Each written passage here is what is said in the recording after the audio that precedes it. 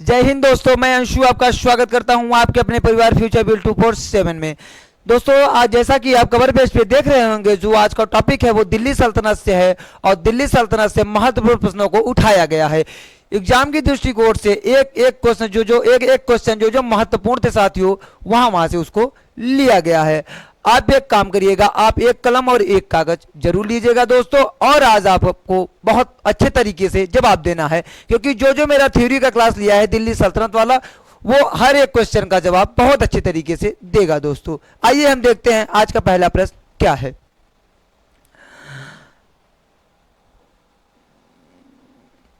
दोस्तों, आज का जो पहला प्रश्न है वो क्या कह रहा है, दिल्ली का प्रसिद्ध लौह स्तंभ जो सदियों से बिना जंग लगे खड़ा है, वह निम्नलिखित में से किस ऐतिहासिक परिषद में स्थित है।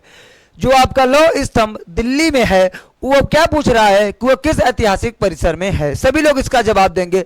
आपका पहला ऑप्शन क्या है मित्रों? आपका पहला ऑप्शन जो है वो है जामा मस्जिद परिसर। दूसरा ऑप्शन क्या है, लाल किला परिसर, या कुतुब मीनार परिसर, या हुमायूं के मकबरे का परिसर। चारों में से जो लौह स्तंभ है वो किस परिसर में स्थित है?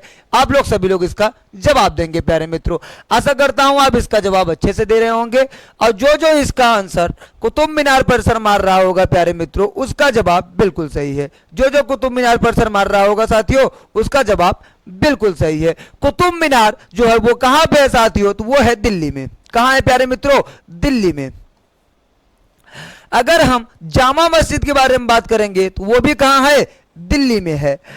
कुतुब मीनार का जो नींव है वो कुतुबुद्दीन ऐबक रखता है, और वहीं उसका जो पूर्ण मतलब कार्य है, उसका निर्माण इल्तुतमिश करवाता है, और बिजली गिरने के कारण उसका जो ऊपर वाला तल्ला था वो उसका जो टूट जाता है, तो उसका जो पुनरुद्धार वो फिरोज शाह तुगलक करवाता है। ठीक है साथियों, आशा करता हूं आपको बहुत अच्छे से समझ में आया होगा। और जो ये लाल किला है, लाल किला का निर्माण और जामा मस्जिद का निर्माण, ये दोनों किसने करवाया था? तो आपका किसने करवाया था दोस्तों? लाल किला का निर्माण ये आपका करवाया था शाहजहां ने। किसने करवाया था? शाहजहां ने। और जामा मस्जिद का भी निर्माण किसने करवाया था? शाहजहां ने। शाहजहां ने साथियों। हुमायूं का मकबरा भी कहां स्थित है? दिल्ली में। यहां पे जो आपको चारों ऑप्शन दिख रहे हैं उनकी स्थिति कहां है? दिल्ली में है। और हुमायूं का मकबरा भी कहां है? दिल्ली में है। सभी लोग कमेंट बॉक्स में जवाब देंगे कि हुमायूं नामा किसके द्वारा लिखी गई है। हुमायूं नामा किसके द्वारा लिखी गई है। आइए आज का हम दूसरा क्वेश्चन क्या है वो देखते हैं साथियों।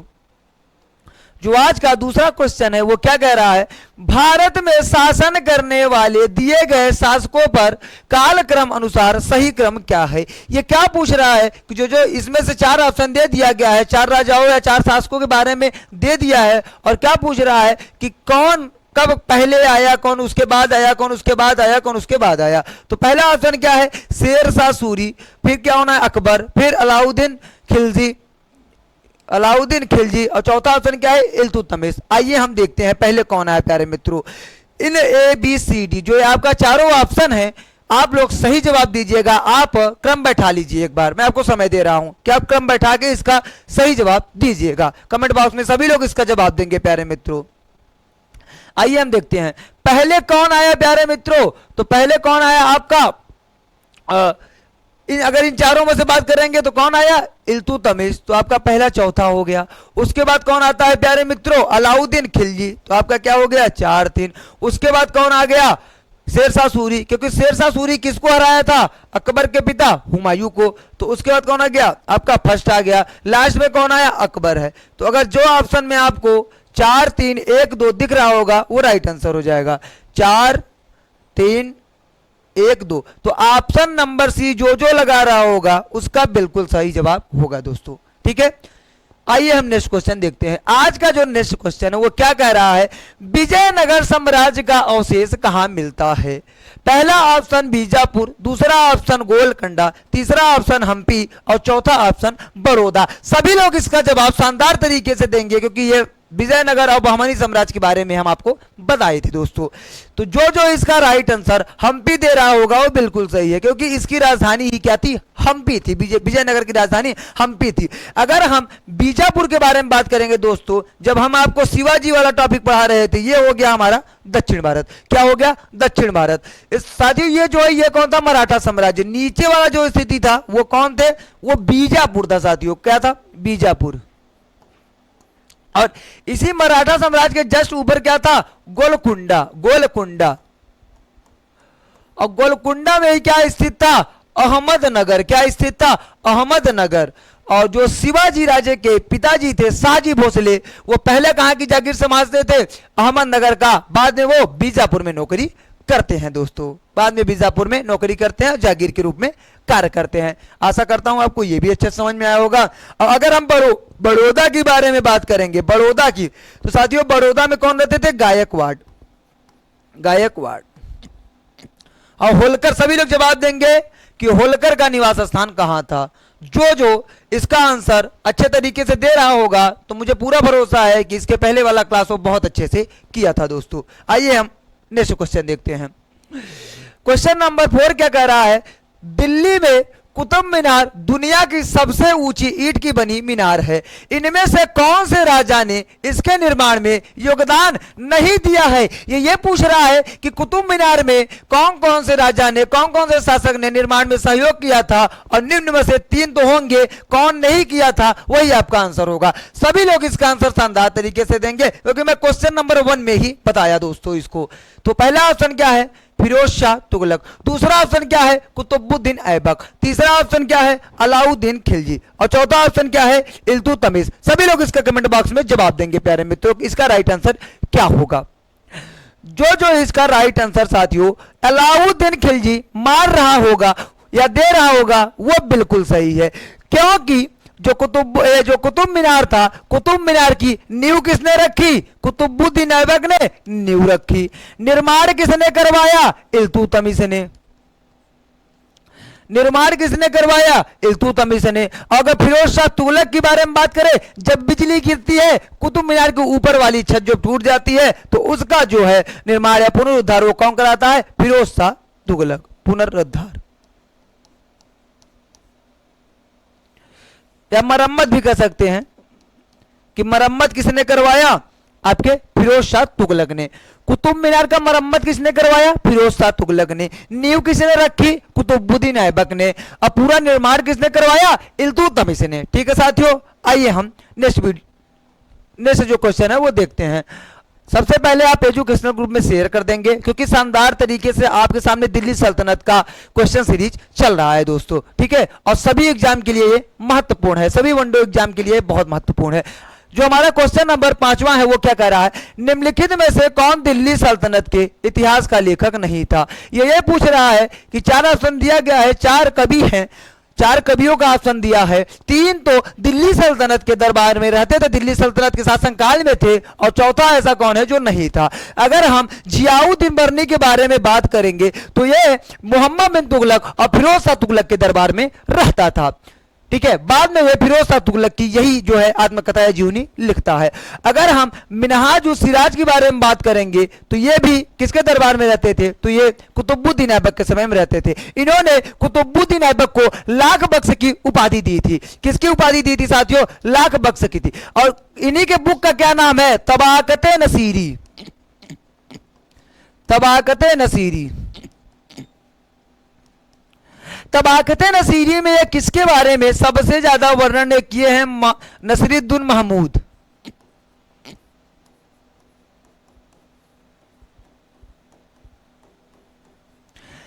नसीरुद्दीन महमूद के बारे में बताया है, किसमें, तबाकते नसीरी में। कौन, मिनहाज उस सिराज। और यही वो व्यक्ति था जो कुतुबुद्दीन ऐबक को लाख बख्श की उपाधि देता है। अगर हम अमीर खुसरो के बारे में बात करेंगे, तो अमीर खुसरो आपका क्या हो जाएगा, अमीर खुसरो अलाउद्दीन खिलजी के दरबार में रहता था।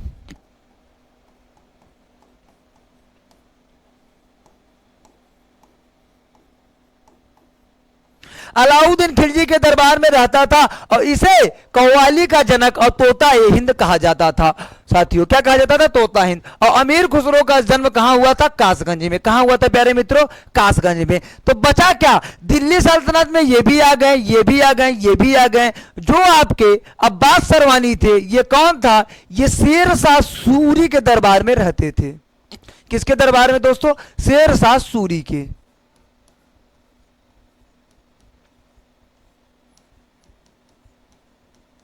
और शेर शाह सूरी का जीवनी आत्मकथा कौन लिखा है? यही अब्बास सरवानी। कौन लिखा है? अब्बास सरवानी। तो आपका राइट आंसर क्या हो जाएगा साथियों? अब्बास सरवानी। अब्बास सरवानी आपका राइट आंसर हो जाएगा। आइए जो आज का हमारा छठा नंबर क्वेश्चन है वो देखते हैं। क्या पूछ रहा है? विजयनगर साम्राज्य के संस्थापक कौन थे? विजयनगर साम्राज्य के संस्थापक कौन थे? पहला ऑप्शन क्या है? हरि राय। दूसरा ऑप्शन है हरिहर एवं बुक्का। तीसरा ऑप्शन क्या है? कृष्णदेव राय। कृष्णदेव राय। वही चौथा ऑप्शन क्या है? सदाशिव राय। सभी लोग इसका जवाब शानदार तरीके से देंगे क्योंकि मैं ये बताया हूं दोस्तों, विजयनगर के बारे में मैंने बताया है आपको, अब बहमनी साम्राज्य के बारे में बताया है। क्योंकि जो ये विजयनगर साम्राज्य था ये कब स्वतंत्र हुआ था प्यारे मित्रों? सभी लोग जवाब देंगे। मोहम्मद बिन तुगलक के समय ये क्या हो गया था? स्वतंत्र साम्राज्य बन गया था। इसके संस्थापक कौन थे? जो राइट आंसर, जो कमेंट बॉक्स में हरिहर एवं बुक्का लिख रहे होंगे उनका बिल्कुल सही है दोस्तों। हरिहर एवं बुक्का जो जवाब दे रहे होंगे उनका आंसर बिल्कुल सही है। और जो साथियों आपके कृष्णदेव राय थे वो किस वंश थे? वो तुलु वंश के महान राजा थे। तुलु वंश के महान राजा थे। और कृष्णदेव राय ही 1000 खंभों वाली मंदिर बनवाए थे। 1000 खंभों वाली मंदिर बनवाए थे। कहां पे? तो विजयनगर में 1000 खंभों वाली मंदिर।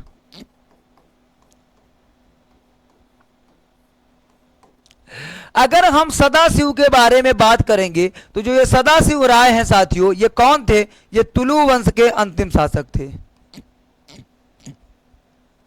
तुलु वंश के अंतिम शासक थे।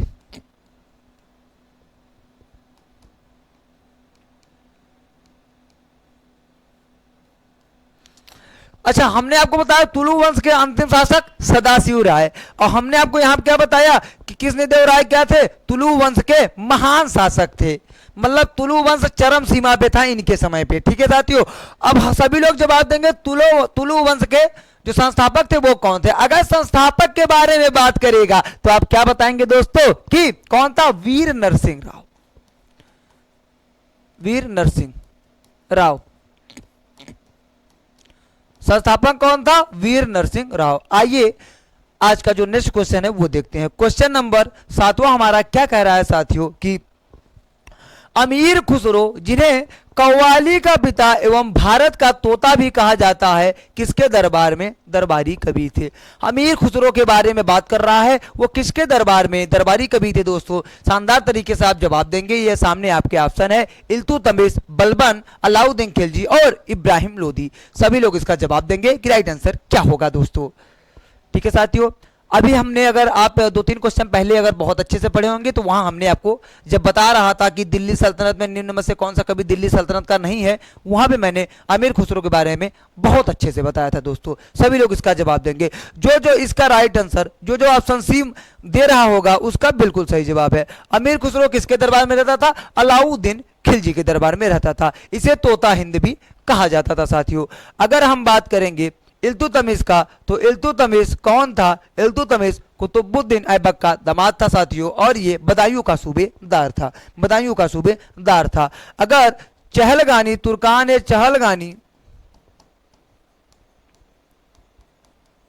तुर्कान चहलगानी का जो स्थापना है या जो 40 सरदारों का समूह था उसको किसने बनाया था? इल्तुतमिश ने। अगर हम बलबन के बारे में बात करेंगे तो ये तुर्कान चहलगानी को खत्म किया था, लौह और रक्त की नीति अपनाई थी और सिजदा और पैबोस जैसा परंपरा ये लाया था साथियों। ठीक है, और इब्राहिम लोदी के बारे में बात करेंगे तो इब्राहिम लोदी दिल्ली सल्तनत का अंतिम शासक था साथियों।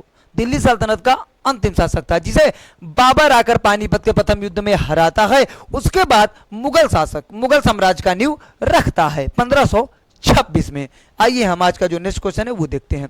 क्वेश्चन नंबर 8 क्या कह रहा है कि नालंदा प्राचीन शिक्षण एवं मठ का एक केंद्र कब नष्ट हो गया। नालंदा विश्वविद्यालय के बारे में पूछ रहा है कि उसको कब नष्ट किया गया। और आपका क्या ऑप्शन दिया है 600, 980, 1200 और 1527। सभी लोग इसका शानदार तरीके से जवाब देंगे। जो बहुत ध्यान से सुने होंगे कि इसको किसने जलवाया था, सभी लोग इसका जवाब भी देंगे कि जो नालंदा विश्वविद्यालय है उसको किसने नष्ट किया था, उसको मतलब किसने नष्ट किया था।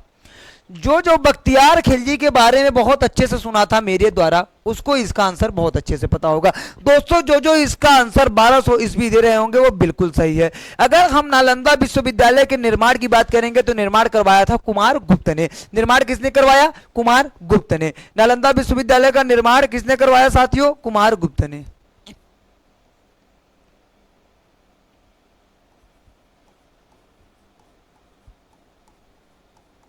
अगर हम विनाश के बारे में बात करेंगे तो विनाश किसने करवाया? बख्तियार खिलजी ने।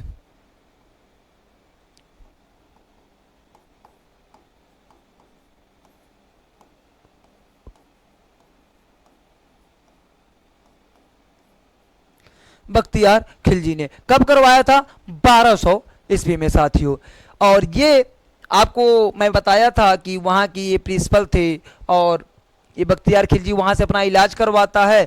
तत्पश्चात इसको अंदर ये आ जाता है कि कैसे हमारे जो धर्म में है इतने विद्वान नहीं हैं और हिंदू धर्म में बहुत अच्छे अच्छे विद्वान हैं। इसी गुस्से के वर्ष से इसने नालंदा विश्वविद्यालय को नष्ट करवा दिया था साथियों। और ये नालंदा विश्वविद्यालय के कहा जाता है 90 लाख पुस्तकों को जलवा दिया था। 90 लाख पुस्तकों को जलवा दिया था और लगभग कहा जाता है 3 महीने से भी ज़्यादा नालंदा विश्वविद्यालय के पुस्तकालय को जलाया गया था साथियों। आइए अगर हम 1527 के बारे में बात करेंगे तो 1527 में बाबर आपका खानवा का युद्ध लड़ता है और किसके?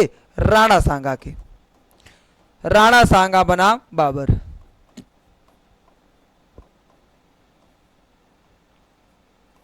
राणा सांगा बनाम बाबर दोस्तों, ठीक है। खानवा का युद्ध होता है। किसका? खानवा का युद्ध होता है।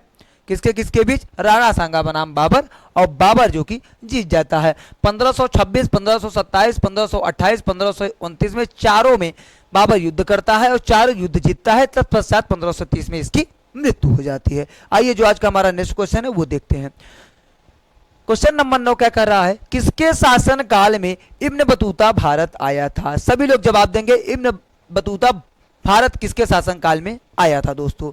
और इब्न बतूता के किसी एक फेमस पुस्तक का सब लोग नाम बताएंगे कमेंट बॉक्स में। आपका पहला ऑप्शन क्या है? इल्तुतमिश। दूसरा ऑप्शन क्या है? मोहम्मद बिन तुगलक। और तीसरा ऑप्शन क्या है? इब्राहिम लोदी। और चौथा ऑप्शन क्या है? अकबर।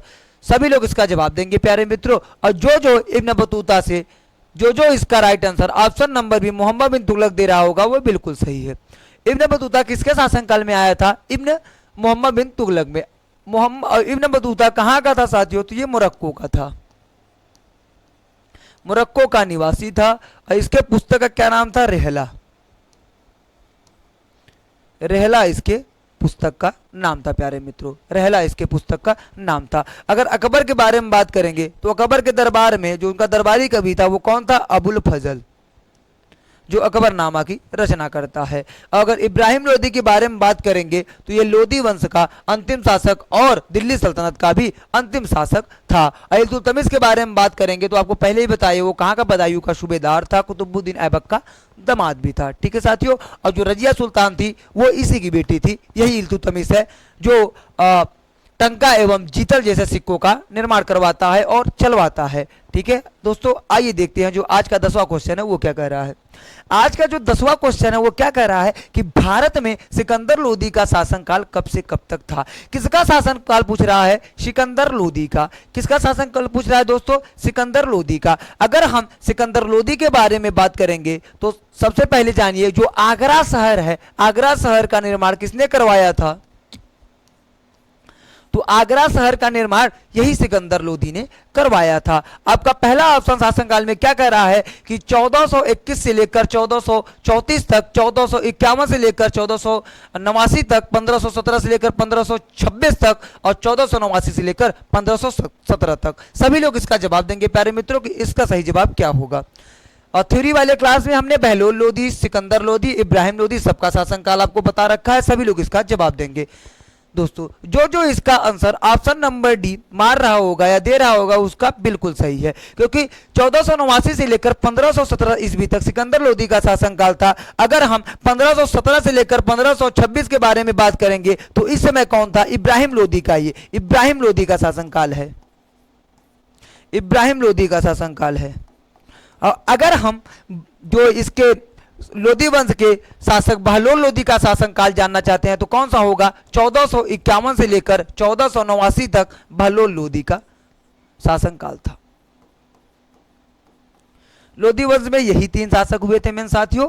आशा करता हूं ये आपको बहुत अच्छे से समझ में आया होगा। आज का जो नेक्स्ट क्वेश्चन है वो देखते हैं। क्वेश्चन नंबर 11 क्या कह रहा है कि किस वर्ष बाबर ने सुल्तान इब्राहिम लोदी को पानीपत की लड़ाई में पराजित किया था? सभी लोग जवाब देंगे। बाबर बनाम इब्राहिम लोदी का जो लड़ाई हुआ था वो पानीपत का प्रथम युद्ध था कि द्वितीय युद्ध था कि तृतीय युद्ध था साथियों? सभी लोग इसका भी जवाब देंगे। और इब्राहिम लोदी को बाबर ने कब हराया था पानीपत के युद्ध में, इसका भी जवाब देंगे। आपका पहला ऑप्शन क्या है?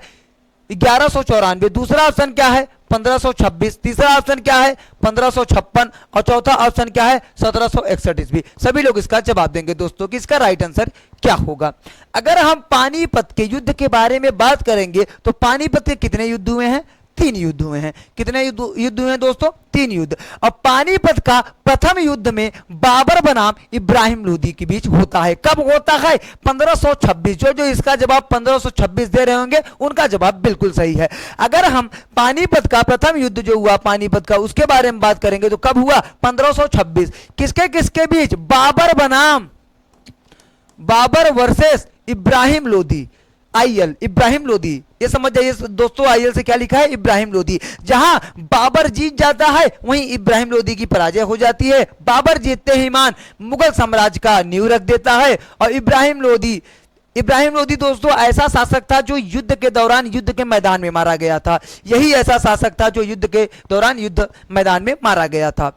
तत्पश्चात और इब्राहिम लोदी जो था वो लोदी वंश का अंतिम शासक के साथ साथ कहां का? दिल्ली सल्तनत का भी अंतिम शासक था दोस्तों। अगर हम 1556 के बारे में बात करेंगे तो पानीपत का जो द्वितीय युद्ध हुआ था दोस्तों, कब? द्वितीय युद्ध।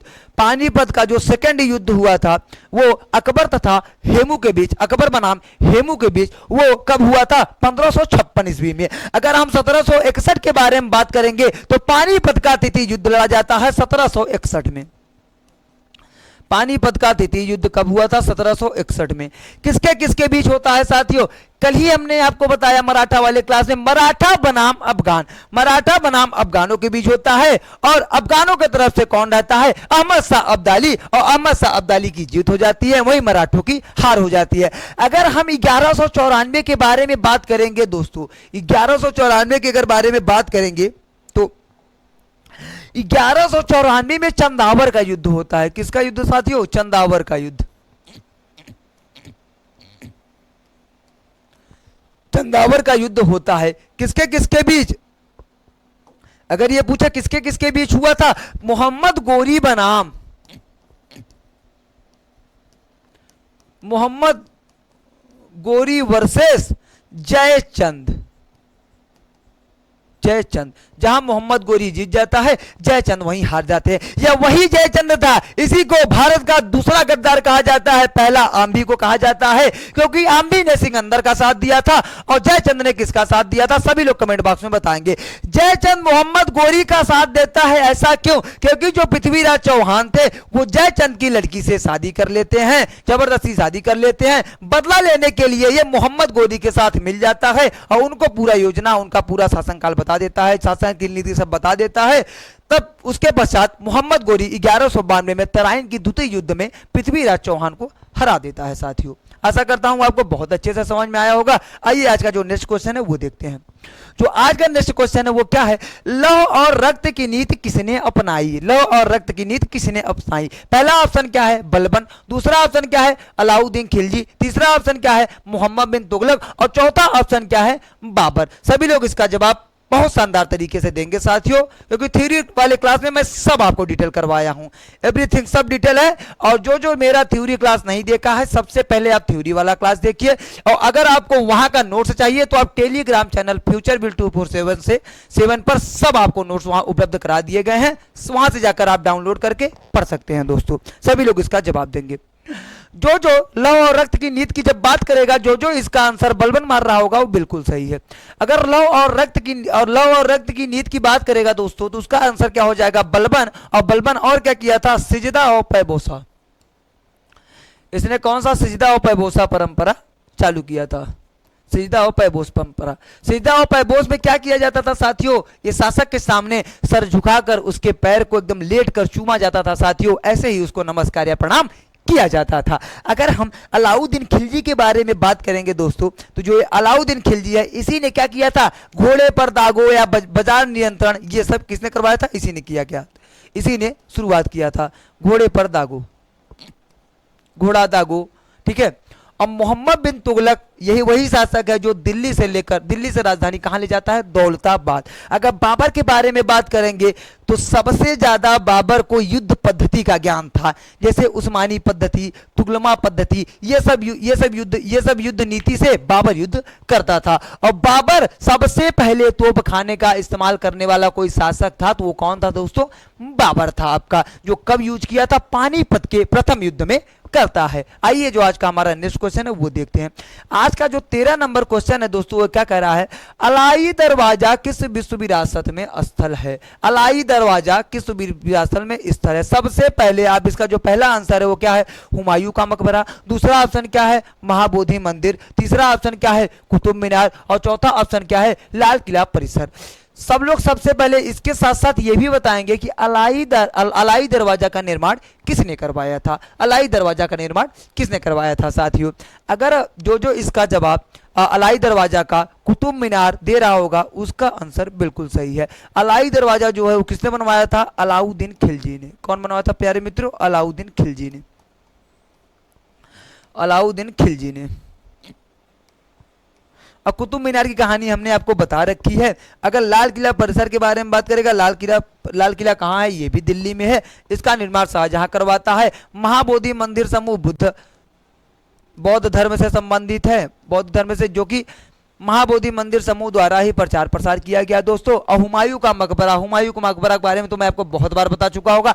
मुझे ये पूरा विश्वास है कि हुमायूं का मकबरा आपको याद हो चुका होगा। हुमायूं का मकबरा कहाँ है? दिल्ली में है। हुमायूं की मृत्यु कैसे हुई थी? पुस्तकालय की सीढ़ी से गिरने की हुमायूं की मृत्यु हो गई थी दोस्तों। ठीक है दोस्तों, अब सभी लोग एक क्वेश्चन है उसका जवाब देंगे कि किसकी मृत्यु गेट गिरने से हो गई थी? किस शासक की मृत्यु जो गेट लगता है गेट गिरने से हो गई थी? सभी लोग इसका जवाब देंगे दोस्तों।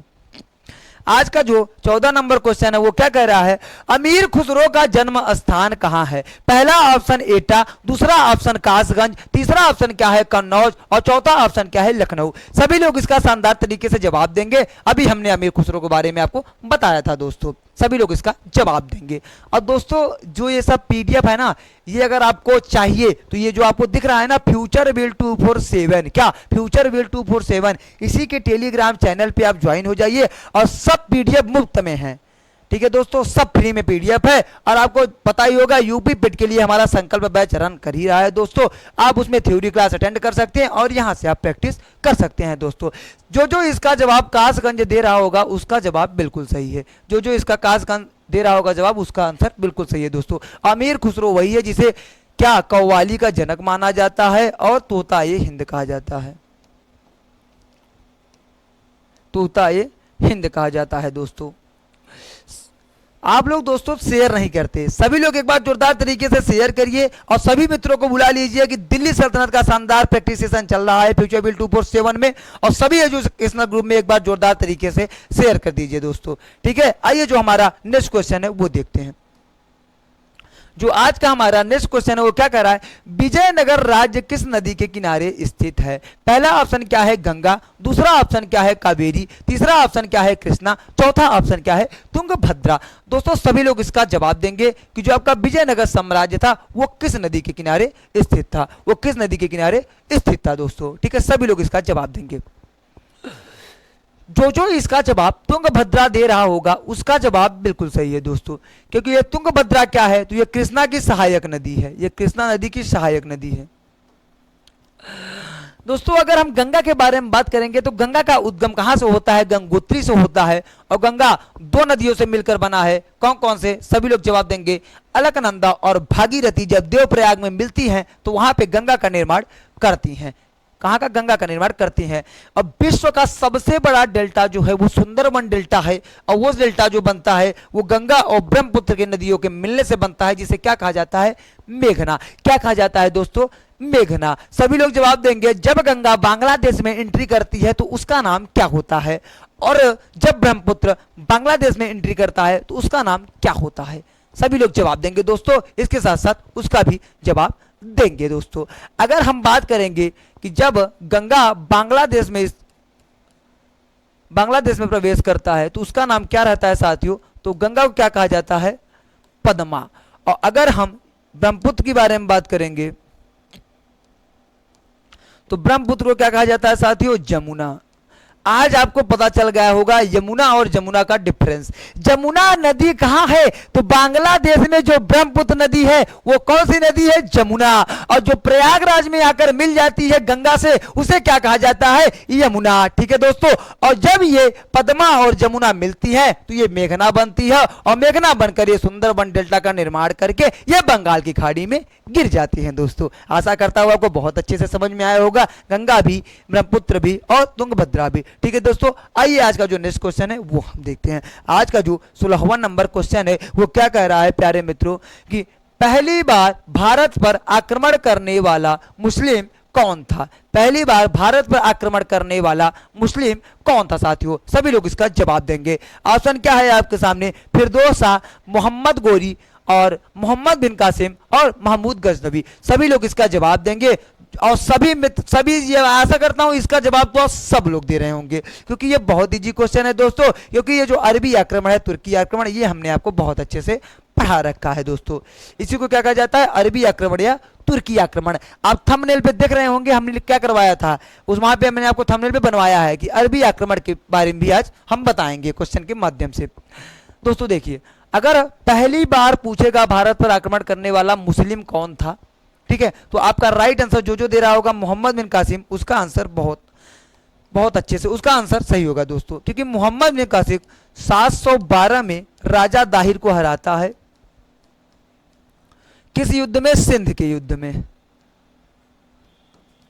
सिंध का युद्ध करता है। और ये किसको हराता है, राजा दाहिर को हराता है। कौन, मोहम्मद बिन कासिम को। दोस्तों मोहम्मद बिन कासिम का बात आए और जजिया कर की बात ना हो, ऐसा हो नहीं सकता, क्योंकि सबसे ज्यादा पूछा जाने वाला क्वेश्चन मोहम्मद बिन कासिम से जजिया कर है, और जजिया कर को लागू करने वाला प्रथम शासक कोई था तो वो था मोहम्मद बिन कासिम।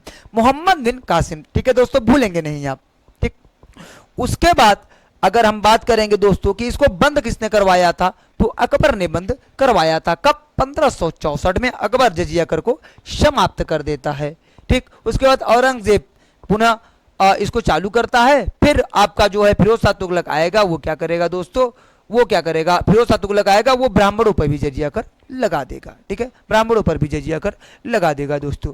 अगर हम बात करेंगे मोहम्मद बिन कासिम का, तो ये पहला आक्रमणकारी था। और उसके बाद महमूद गजनवी लगभग 1001 ईस्वी में आक्रमण करता है। अब मोहम्मद गोरी 1175 में आक्रमण करता है। 1175 में ये आक्रमण करता है। करमाथी जाति के मुस्लिम थे शासक, उन्हीं को ये हराता है। और मोहम्मद गोरी 1178 में गुजरात के शासक मूल राजदूती से हार जाता है दोस्तों, मूल राजदूती से हार जाता है। उसके पश्चात 1191 में तराइन के प्रथम युद्ध में ये आपके पृथ्वीराज चौहान भी इसको हराते हैं। पुनः ये जयचंद का सहारा लेकर 1192 में तराइन का द्वितीय युद्ध लड़ता है। वहां पे मोहम्मद गोरी की जीत होती है साथियों। आशा करता हूं आपको बहुत अच्छे से समझ में आया होगा। और जो फिरदौसी था, अगर ये मैं बात करूं, ये फिरदौसी बना दूं, तो फिरदौसी किसका रचना किया था, शाहनामा का। किसका रचना किया था साथियों, शाहनामा का। शाहनामा का रचना किसने किया था, फिरदौसी ने। ठीक है, आशा करता हूं आपको बहुत अच्छे से समझ में आया होगा। आइए जो आज का 17वां क्वेश्चन है वो देखते हैं।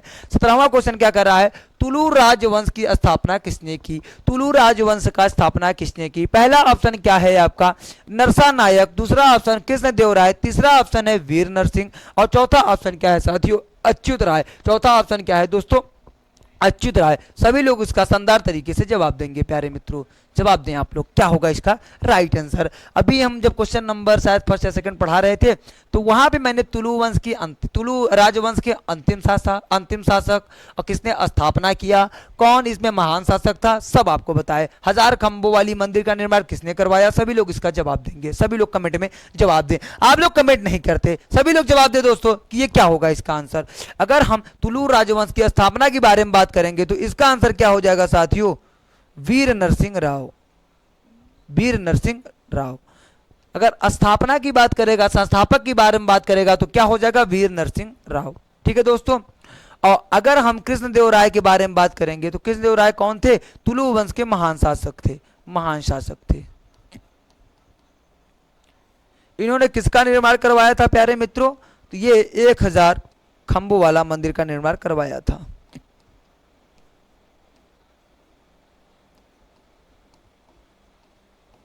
मंदिर का निर्माण करवाया था दोस्तों। आशा करता हूं ये आपको बहुत अच्छे से समझ में आया होगा। आइए आज का जो 18वां क्वेश्चन है वो हम देखते हैं। अगर हम 18वां क्वेश्चन के बारे में बात करेंगे तो 18वां क्वेश्चन क्या कह रहा है, कुतुब मीनार कहाँ स्थित है। कुतुब मीनार की स्थिति पूछ रहा है, कुतुब मीनार का लोकेशन पूछ रहा है। चलिए सभी लोग ये भी बताएंगे कुतुब मीनार की नींव किसने रखी थी। ठीक है दोस्तों, आपका पहला ऑप्शन है गाजियाबाद, दूसरा ऑप्शन है दिल्ली, तीसरा ऑप्शन है नोएडा और वहीं चौथा ऑप्शन क्या है, गुरुग्राम। क्या है दोस्तों, गुरुग्राम। सभी लोग इसका शानदार तरीके से जवाब देंगे।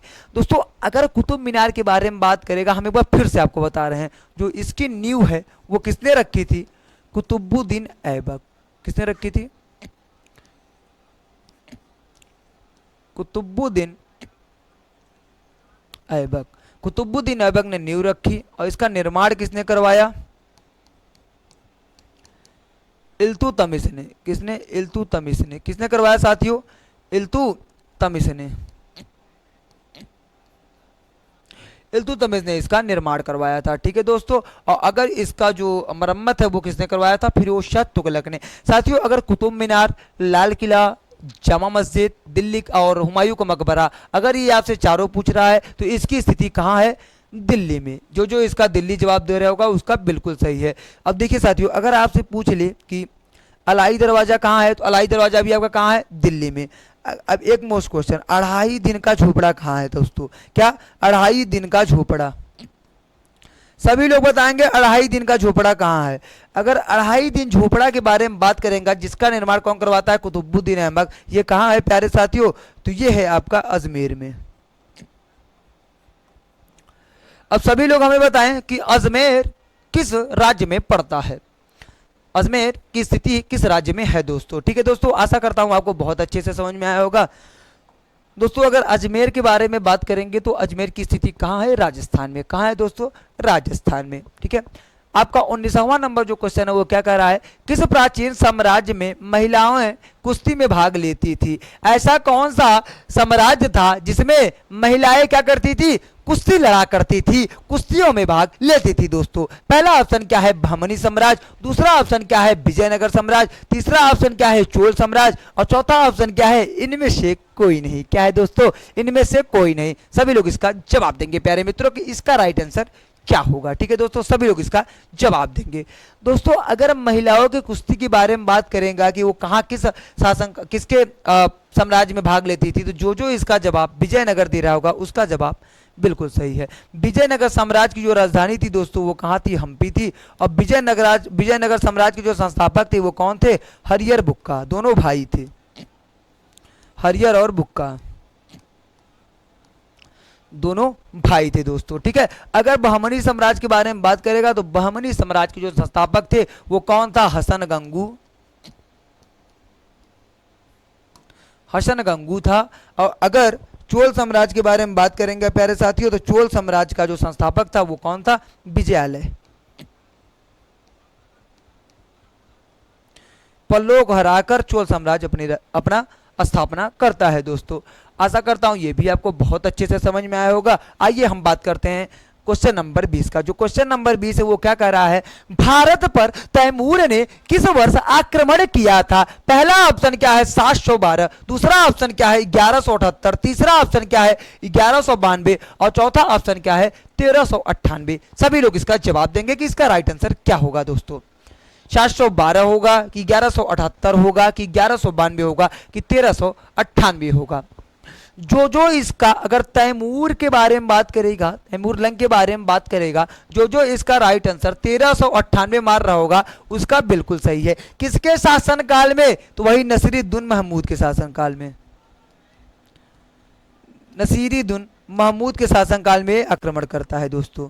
ठीक है, अगर 712 के बारे में बात करेंगे तो 712 में क्या हुआ था? 712 में मोहम्मद बिन कासिम बनाम राजा दाहिर के बीच सिंध की युद्ध होती है, सिंध की युद्ध होती है।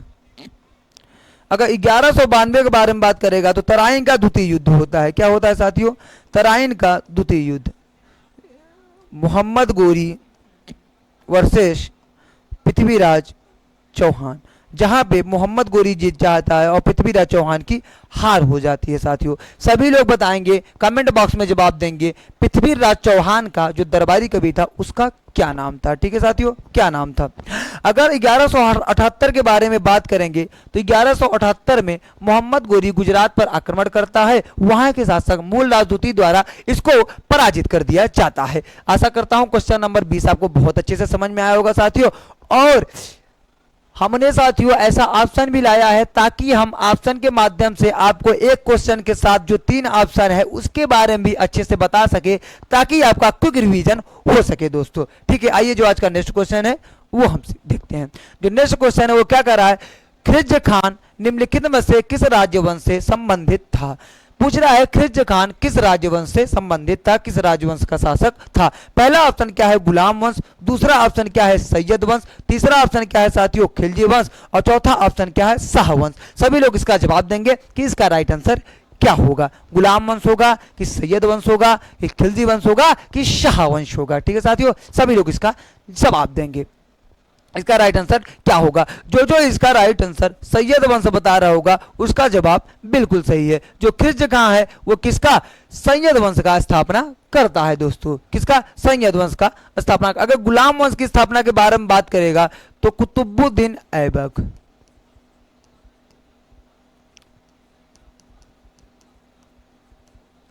अगर हम खिलजी वंश के बारे में बात करेंगे तो खिलजी वंश के जो आपके संस्थापक थे वो कौन था? जलालुद्दीन खिलजी, जलालुद्दीन खिलजी।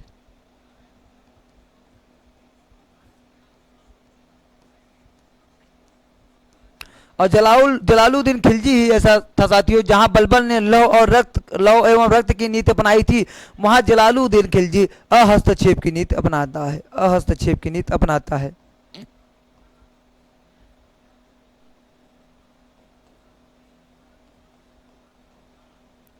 हस्तक्षेप की नीति अपनाता है। ठीक है साथियों, आशा करता हूं आपको गुलाम वंश, खिलजी वंश, सैयद वंश सभी के संस्थापक बहुत अच्छे से पता चल गए होंगे। और जो आपके लोधी वंश के संस्थापक थे वो कौन था? बहलोल लोधी। कौन था प्यारे मित्रों? बहलोल लोधी। आइए आज का जो 22 नंबर क्वेश्चन है वो देखते हैं। जो आज का 22 नंबर क्वेश्चन है वो क्या कर रहा है, दिल्ली में अलाउद्दीन खिलजी के शासनकाल की अवधि क्या थी? क्या पूछ रहा है कि अलाउद्दीन खिलजी के शासनकाल की अवधि क्या थी? पहला ऑप्शन क्या है 1296 से लेकर 1316 तक, दूसरा ऑप्शन क्या है 1286 से लेकर 1316 तक, तीसरा ऑप्शन क्या है 1303 से लेकर 1334 ईस्वी तक, वहीं चौथा ऑप्शन क्या है 1410 से लेकर 1437 तक। दोस्तों सभी लोग इसका जवाब देंगे कि इसका राइट आंसर क्या होगा। जिसके दिमाग में जिसके दिमाग में अगर ये होगा कि जो आपका 1290 से लेकर 1320 ईस्वी तक पूरा टोटल खिलजी वंश का शासन काल था, केवल 30 साल। खिलजी वंश का शासनकाल कितना था? केवल 30 साल, 1290 से लेकर 1320 तक। सभी लोग इसका जवाब देंगे दोस्तों। इसके संस्थापक कौन थे? जलालुद्दीन खिलजी। जलालुद्दीन खिलजी को मारकर अलाउद्दीन खिलजी शासक बनता है। और जो इसका शासनकाल रहता है वो कब रहता है साथियों? जब 1320 हमने ये लिख दिया तो आपका 1334 कट गया, 1437 भी कट गया, 1316 सेम है, 1296 1286 इधर है दोस्तों। अगर यहाँ पे आपको यहाँ से पता चल रहा होगा, जो मैं 1290 लिख दिया तो आपका राइट आंसर क्या होगा साथियों? 1296 से लेकर 1316 तक इसका सही जवाब होगा। ठीक है दोस्तों, ये भी आपको बहुत अच्छे से समझ में आया होगा। आइए आज का जो नेक्स्ट क्वेश्चन है वो देखते हैं। क्वेश्चन नंबर 23 क्या कह रहा है प्यारे मित्रों कि मोहम्मद गोरी किस वर्ष पृथ्वी राजनीति से पराजित हुआ था। ये क्या पूछ रहा है कि मोहम्मद गोरी कब पृथ्वीराज चौहान से हारा था। तो सभी लोग इसका जवाब देंगे। अभी हमने आपको कुछ क्षण पहले आपको बताया था दोस्तों। ऑप्शन क्या है 1471, दूसरा ऑप्शन क्या है 1191, तीसरा ऑप्शन क्या है 1391, चौथा ऑप्शन क्या है 1061। सभी लोग शानदार तरीके से इसका जवाब दे पा रहे होंगे दोस्तों। और जो इसका राइट आंसर 1191 लगा रहा होगा बिल्कुल सही है। 1191 में कौन सा युद्ध हुआ था दोस्तों? तराइन का प्रथम युद्ध, तराइन का प्रथम युद्ध। उस युद्ध में पृथ्वीराज चौहान की जीत हो जाती है और मोहम्मद गोरी मोहम्मद गोरी किस वर्ष पृथ्वीराज तिथि से पराजित हुआ था। हाँ, मोहम्मद गोरी की अगर पराजय पूछेगा तो 1191 में तराइन की प्रथम युद्ध, और अगर पृथ्वीराज चौहान की पराजय पूछेगा तो 1192 में तराइन की द्वितीय युद्ध, एक साल बाद ही उसमें मोहम्मद गोरी जीता था, पृथ्वीराज चौहान हारे थे। और तराइन के प्रथम युद्ध में पृथ्वीराज चौहान जीते थे और मोहम्मद गोरी हारे थे दोस्तों। ठीक है, उसके बाद तत्पश्चात दूसरे वाले युद्ध में जब मोहम्मद गोरी जीतता है, मोहम्मद गोरी का साथ कौन देता है? पृथ्वीराज चौहान के जो ससुर थे जयचंद, और जयचंद को ही क्या कहा जाता है? दूसरा गद्दार। पहला गद्दार कौन है? आम्बी, क्योंकि आम्बी किसका साथ दिया था? सिकंदर का। और जो आपका जयचंद था वो किसका साथ दिया था? मोहम्मद गोरी का दोस्तों। आशा करता हूं आपको ये क्वेश्चन बहुत अच्छे से समझ में आया होगा। जो आज का हमारा 23 नंबर क्वेश्चन है, आइए उसको देखते हैं। तारीखे फिरोज शाही के लेखक कौन है? क्या पूछ रहा है? तारीखे फिरोज शाही के लेखक कौन है? पहला ऑप्शन क्या है? जियाउद्दीन बर्नी, दूसरा ऑप्शन क्या है? इजामी, तीसरा ऑप्शन क्या है? हसन निजामी, और चौथा ऑप्शन क्या है? Ibn Battuta. और साथ साथ में बताएंगे कि इब्न बतूता कहां का निवासी था। प्यारे मित्रों, सभी लोग इसका जवाब देंगे। जो इसका जवाब जियाउद्दीन बर्नी दे रहा होगा उसका जवाब बिल्कुल सही है, क्योंकि जियाउद्दीन बर्नी ही मोहम्मद बिन तुगलक और फिरोज शाह तुगलक के शासनकाल में उसके दरबारी कवि थे। और यही जो है तारीखे फिरोज शाही जो फिरोज शाह तुगलक के बारे में है वही ये जियाउद्दीन बर्नी लिखता है। ठीक है दोस्तों, और जो आपका मोहम्मद बिन तुगलक की जब मृत्यु होती है तो वही ये जियाउद्दीन बर्नी है जो कहता है कि प्रजा को राजा से मुक्ति मिली और राजा को प्रजा से दोस्तों। ठीक है, और जो हसन निजामी है किसके दरबार में रहता था? तो ये आपका रहता था कुतुबुद्दीन ऐबक के दरबार में।